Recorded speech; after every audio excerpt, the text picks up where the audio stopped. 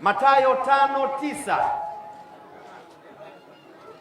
Na wale wa Kristo, Mathayo 5:9, heri ya wale wapatanishi, kwa maana wataitwa wana wa Mungu. Ukiwa mpatanishi unaitwa mwana wa Mungu.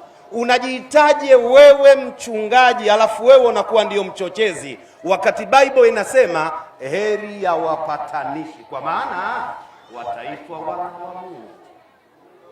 Kakaangu akaitikia hapa amen. Niwaombe na wale wa Kristo wote, twendeni tukashike pembe za jamvi la kikao, tukawe wapatanishi, ili tupate baraka ya kuitwa wana wa Mungu. Na maana halisi ya wana wa Mungu, maana yake ni wapendwa wa Mungu. Ingekuwa kwenye sheria, babu yangu, rafiki yangu, chawa wangu Sheikh Jongo wana kitu katika sheria wanaita qiyas wa aksi. Kama wapatanishi wataitwa wana wa Mungu, wapendwa wa Mungu, wachochezi wataitwa nani? Wapinzani wa Mungu. Kama wewe Mkristo wa kweli uko tayari kuitwa mpinzani wa Mungu, hizi ndio shukurani zangu na kuombeni kila mmoja. Na kama tunaitakia heri nchi yetu, Mheshimiwa Rais kasema njooni tukae tujadili, tufanye maridhiano. Wataalamu wa somo la tarbia wana maneno yao, wanasema maniddaa bima laisa fihi kadhabathu shawahidul imtihani. Anayejisifia kwa mambo ambayo hana ujuzi nayo, msipate tabu, mpeni majaribio.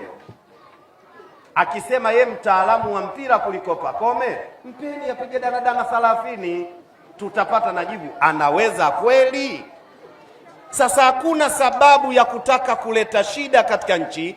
Mheshimiwa Rais kasema twendeni, basi tunachotakiwa sisi twende kwenye kikao cha maridhiano. Kama hakuna maridhiano anatuongopea, ndio tutakuja kwa wananchi.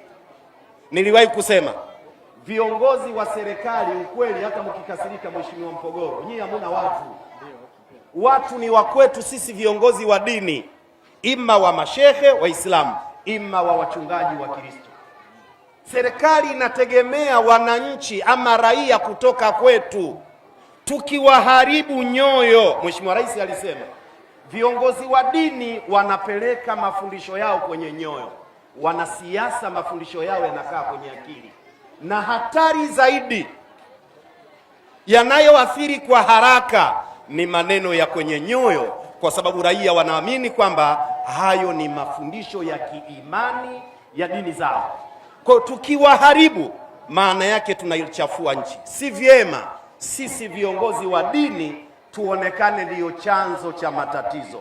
Tuungane, Waislamu, Wakristo, wapagani na madhehebu zote zinazoungana na sisi, tushirikiane na serikali kuhakikisha utulivu unapatikana kama hapa.